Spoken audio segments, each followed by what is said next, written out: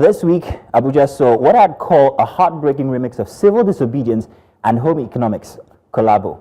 Primary school children accompanied by social media provocateur turned self-appointed savior, very dark man, protesting a prolonged teacher strike by setting up shop right at the gates of Minister Wike's Abuja mansion. That's right. While most kids are reciting rhymes in classrooms, our future leaders are rhyming W for Wike, S for strike. It was actually worse than that, because their real teachers are still at home, unpaid and possibly unpaid attention. I mean, we've always joked about Nigerian students being in a perpetual relationship with ASU, but now our kids are forming emotional bonds with activism before they mastered multiplication. So let's pause a second. Imagine being in primary 3, and instead of learning fractions, you've learned protest chants. Instead of lunch breaks, you have lunch tirades at the government. Instead of homework, your teachers are at home not working. It's both poetic and also tragic at the same time. Poetic because it feels like Nigeria's children are literally stepping into the fight for their own future themselves. And on the other hand, it's tragic because they shouldn't have to. Childhood should be for climbing mango trees, not ministerial fences. It should be about pencil fights. Remember that one? Not placard battles. Yet, here we are. Another week, another broken promise, another unpaid Nigerian teacher in Abuja. And let's not pretend like it's just an Abuja thing. Across Nigeria, state governments owe salaries, rural schools lack blackboards, and teachers sometimes double as security guards just to survive. Education has become like a hustle, and the children, well, it's just collateral damage. VDM's protest, however chaotic or performative it may seem, forces us to ask some very tough questions. Like, why are our leaders shocked when the streets become classrooms? Why do we only act when influencers do what institutions should have done? How long before the kids get tired of learning lessons in futility? Honestly, we should launch an entire curriculum based on this. And I think we should call it Abuja Gate Primary, Class of Disruption 2025, and the principal is VDM, where it's like A for accountability, the kind politicians owe but rarely pay. B for breadwinner, because even teachers are moonlighting as POS agents. C for chalk, which is now a luxury in most classrooms. D is for deadline, always set, but in Nigeria never met. E for education, the kind that's now self-sponsored by social media. F for yeah, because even in this whole mess, our athletes are still flying the flag. But what flag? We're going to come back to that. G for governance and the glaring lack of it. H for hope, hanging in there by a thread, all the way down to Z for zero. The number of tangible reforms that the crisis began. Zero. Now, before we move on, let's circle back to F for Ophili. Favor Ophili. Because Favor Ophili, Nigerian athlete who recently seemed to change nationality, has taught us some far more important lessons than phonics in school. She's taught us how fast the best of us are running away from this country. Quite literally. Favor Ophili, once the shining star of Nigeria's track and field hopes, has officially switched allegiance to the United States of America. Why, you might ask? Because apparently she prefers running towards something meaningful, not just running in circles, like we do with our policies. And who can blame her? It's very interesting because in a country where every single one, like our sports administrators especially, are more interested in committee sittings, allowances, than coaching camps, you can't fault the athletes for jumping ship or track or maybe this time even entire borders. And she's not alone. Toby Musa might smile for Nigeria, training, her sponsorship, her medals also abroad. Nigerian athletes are tired. They're running faster when the destination has electricity, when the stadiums are working, when sports authorities here are too busy arguing over who gets to wear the team tracksuit to the Olympics. Now, this is not just an athlete exodus. If you sit down and critically look at it, it's a generational talent. Favor Ophili's switch is just the latest symptom in a long, long list of illnesses. One where we starve our stars and then act shocked when they choose countries with food. So let's wrap this all up where we all started. Education. And here's a new alphabet I'm proposing, the one we should be teaching. Let's call it this time the Nigerian Redemption Syllabus. A is for accountability, B for backbone, and that's what we need to say enough is enough. C for courage, dialogue, education, the real one, not strike-based semesters. And F, well, that's for foresight. G for governance, hope, I for integrity, justice, that's J, the real kind, not the kind that reverse checked. And K for knowledge, leadership,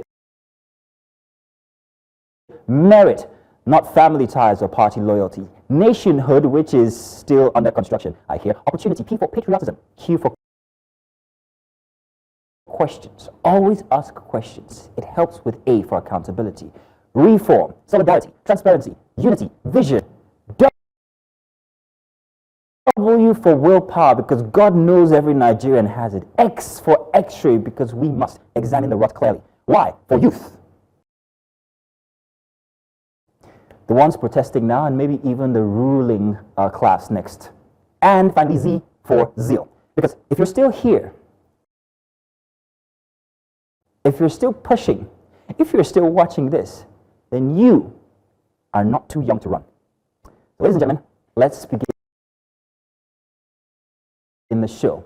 Welcome to Breakfast Extra for a Saturday edition. My name is Mazino Appeal, and as always, I don't come alone. Make some noise for the co-host of life, the only woman who can survive Abuja politics and all the charms and Lagos traffic at the same time in 1 week. Judith Atibi, you're welcome. Good morning to you. Good morning. I was like, am I survived Abuja politics? Oh, I have. Haven't we all? Yeah, wherever you might be. In Nigeria. So, how do you like your new curriculum? We're changing the alphabets like the national anthem. I love it. I actually do. It's very, very creative and very brilliant. I would have said to send that to schools, but they're not in schools. They're on the streets. So let's send it to the streets where the children are now. I'll be more than happy to make an educational material with my voice and animation. This is the only time I'll sign up for an AI version of me to read it out for the children. That's my job. Stop. By the way, we're both wearing brown together. Let me come over so we can read matchy, matchy. Great minds think alike.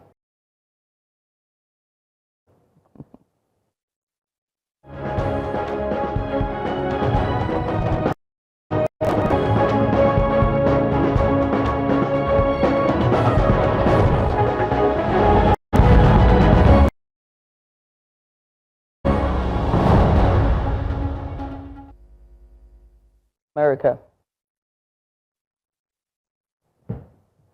Well, I had to do the trying to get my bat. You're welcome to Breakfast Extra right here. We start by asking tough questions about how we raise boys in a world that demands so much of them, but teaches them so little about emotional strength. Then we head to Abuja today this morning, where public primary schools have remained shut down for over 90 days, and that's about teachers are unpaid, students are stranded, and activist, a very dark man, is now leading the protest, quite literally teaching on the streets to shame the authorities into action. And then the Social Democratic Party, the SDP, is also in crisis as well, having suspended its national chairman over alleged financial misconduct. Is this a reformative house cleaning or the beginning of a full-blown political meltdown? And over, we head on to sports as Nigeria suffers yet another, should I say, talent drain, athletes drain, as Favour Ofili officially switches allegiance to Turkey. There we go, reigniting a painful national conversation about how we mismanage and undervalue our brightest stars. While family continues to battle, from sports we go to the living cost crisis or social living crisis that we're facing as families continue to battle hiking food prices. We're asking the critical questions: can Nigerians still eat healthy on a squeeze wallet? We dive into that as well, and also we also go into the art of smart eating under pressure. And beyond that, we head on to outside of our borders, continent beyond Nigeria, beg your pardon, as Ghana has struck a $2.8 billion debt relief deal, delaying repayments to creditor nations. But is this just a fiscal pause or the beginning of real economic recovery? And speaking of leadership shifts as well, closer to home here, former Kano Governor Abdullahi Ganduje has officially resigned as national chairman of the APC. No one, kind of critics saw it coming because he was acting national chairman at the time. In his place, Bonu's Ali Doluri has emerged, and yet another shake-up in the party's evolving power structure.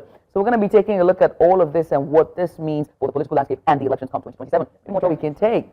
There, I wanted to talk about Dalore just a bit. Here are some key facts that you need to remember about him as he assumes as the new chairman for the APC. Dalore previously served his multiple terms as the state chairman of the APC in Borno State, grassroots unity, resulting in sustained electoral victories across local governments. He is also known as the APC's longest-serving state primary chairman. Note that. And in mid-2023, APC's National Working Committee appointed Dalore as Deputy National Chairman of the North Zone, replacing Abubakar Kyari. And also, he has a reputation for inclusive coalition building with a particular focus on empowering youth and women through vocational projects and educational initiatives. So here's hoping that there's going to be plenty of that put into much of the that the party would have for average Nigerians, maybe even you too, Judith. I'm hoping it'll touch you. I mean, what do I know? I'm from Equatorial Guinea at this point. You're switching sides. Favor Philly. Yes, now. What do you mean? So, interesting. I said US. I meant to say Turkey. I'm very interested. Got everybody buzzed during the week regarding her move. But then, like I asked, who's going to blame her? Would you blame her? I mean, everybody in Nigeria kind of like strives to do their own, be their own local government, do their own water, do their own electricity. Get solar, by the way, it's going to save your life. And it's also very evident in our sports systems. I go to the stadium almost every weekend, at least twice every month. What time and do you I have see to people, plenty time. It's a rendezvous point for men who like to strap machines in between their legs. Not that kind. So what I meant to say was, it's very heart-rending to see people who put so much into the effort of sports with no backing and extend to go so far. And at the core of this is like a core attitude of our government in and of itself. I think that for 2 times, this is the second time with the last Olympics that she was sort of sidelined by the Nigerian Athletics Board and the Sporting Federation itself. And so this is her at this time one last chance looking after herself and hoping that she, gets a chance to compete at the world stage. And so people just, I